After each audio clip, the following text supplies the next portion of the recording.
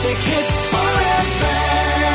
Indeed it is. It is our only chance. I'm going to change gear after that few minutes there. We'll yes, all you need is love. Let's get rid of all the prejudice and the givey-outy about everybody else, because all you need is love. And I'm delighted that we can be joined on the air by Jennifer Haskins, who's the introductions director of Two's Company. Jennifer, how are you doing? I'm great, and you, Dave? A happy Valentine's Day to you. And happy Valentine's Day to you, and it's a lovely day. It's a lovely day. It's a lovely day. It's good to be alive. The sun isn't quite shining, but, listen, we're having a chat.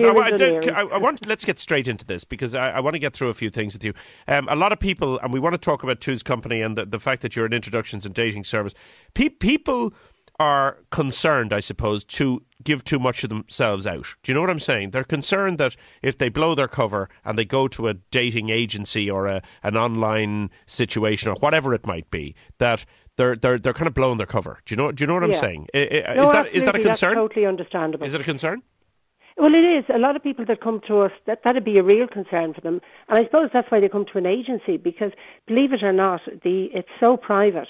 Everything about you is kept confidential, other than, details like whether you're single or separated or divorced or whatever. But other than that, things like where you work, where you live, your surname. So nobody can be Googled, nobody can be looked up on Facebook. So it is private. Okay, and, Whereas these sites you go on to, and particularly the ones where you don't pay a subscription fee.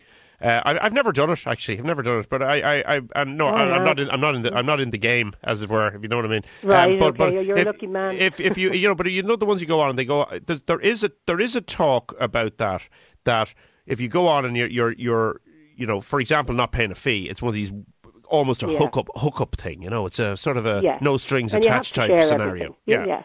Your picture is up there for everybody to see, and, unfortunately for a lot of people that come to us, that's just not an option. Right. I mean, for example, even yourself, if you were in the market... Well, let's assume I was. Okay, let's assume I was. Right. Yeah. Well, and I came to you, what would you say to me? Other than you're a dashingly handsome-looking man. I mean, apart from that, what would you say to me? Oh, well, apart from that, obviously, you have so much... what I would say to you is, You're delusional. You're delusional, mate. That's what you are. They're queuing up outside the door as we speak. I know. Okay, so I'm a typical guy comes to you. What happens? What's the first thing happens? Well, initially what we do is we just arrange to meet. So it's very casual, because, it's more about me getting a sense of who I'm talking to and what they're about. So we go over everything from maybe the time they were born, what their education background is like, what they've worked at. And obviously then, well, look, what type of relationship are you looking for?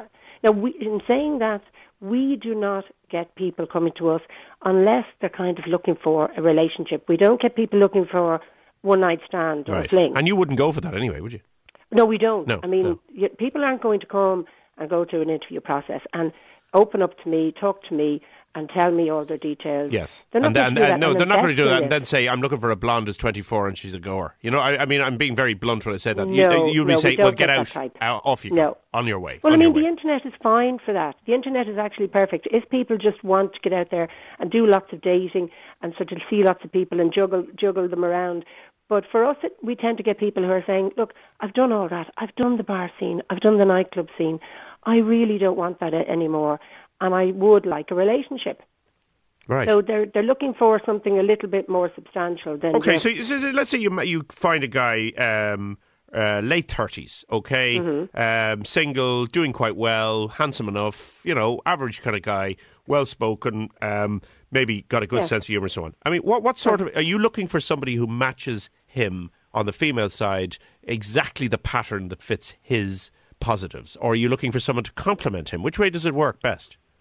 Well, to be honest with you, there isn't any sort of one thing. There's no, what would I call it, just one element that makes it work, because it is going to be down to chemistry. So you've got to look and like what you see when you meet the person.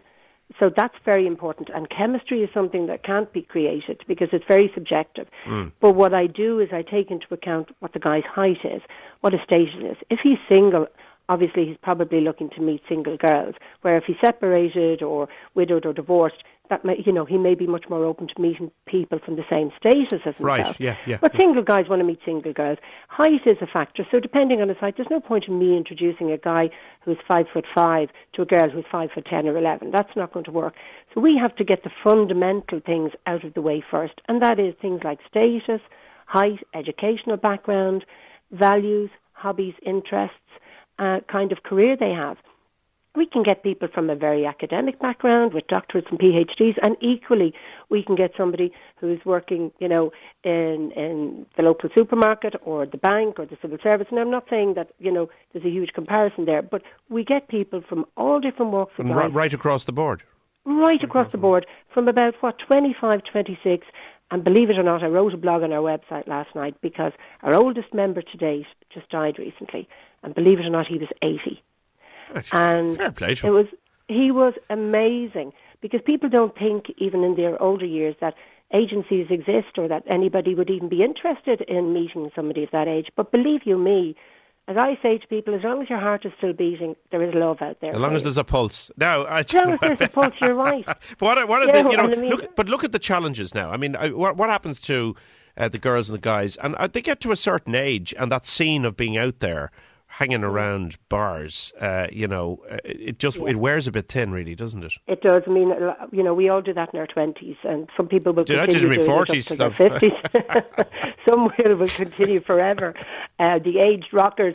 But no, I mean, the majority of people will do all that, and then they come to kind of their 30s, and maybe, they've got the good job, and they've done fairly well, and they suddenly think, well, okay, all my friends, they're all paired off, they're all married. It's not as easy to pick up the phone and say, hey, Dave, you going for a drink tonight? Because Dave's girlfriend or wife is in the background saying, look, I don't really want you going out on singles nights, going out and coming back at 2 a.m.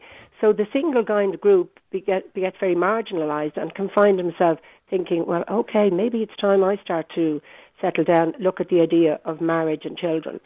So women have a time clock. Yes, of course they do. But men do too, because if a guy comes to me and he's in his mid-50s, and he's looking for a girl in her late 30s, I have to say, reality check. This just doesn't work. On average, girls will meet men up to a maximum of 10 years older, and that's a maximum. Is it? Okay. But is that first time round, by the way? Sorry, I'm asking you that. Yeah, well, because first time round is. But no, in general, most people most women don't like to go more than 10 years. Obviously, men they're afraid will say kick the bucket as young as they can get them. But just on that, I mean, in terms of the ratio, I mean, I have this thing in my head that there's more women out there than there are guys. Is that right? Do you know what? If you think about it, if two people separated, you've got two people out there, both now unattached. But the statistics will tell you that there are marginally more women than men. Not a huge amount, but I think what happens is it's just women are more proactive. Women tend to have this idea that, like, okay, if I want to find the love of my life, if I want to find a partner, I'll go out there and get it. Where it's easier for a man to go into a bar than it is for a woman. A woman's not going to go into a bar on her own. No. But it's funny, I was saying to somebody, women have the advantage, they're usually better looking, they're usually, well, maybe I'm wrong. Okay. Listen, I know where we are. I am being complimentary because I think Irish women are fab. I always did, yes. They are, absolutely. Yeah. Right. Jennifer, I'm going to have to go because it's coming up to news, okay. but where people can get you is twoscompany.ie. And that's the website, and everything's there. And it says, love just doesn't make the world go round, it is what makes the journey worthwhile. Isn't that nice? Very well said. Isn't that nice? All right, okay. Pleasure to talk to you. Have a great Valentine's Day.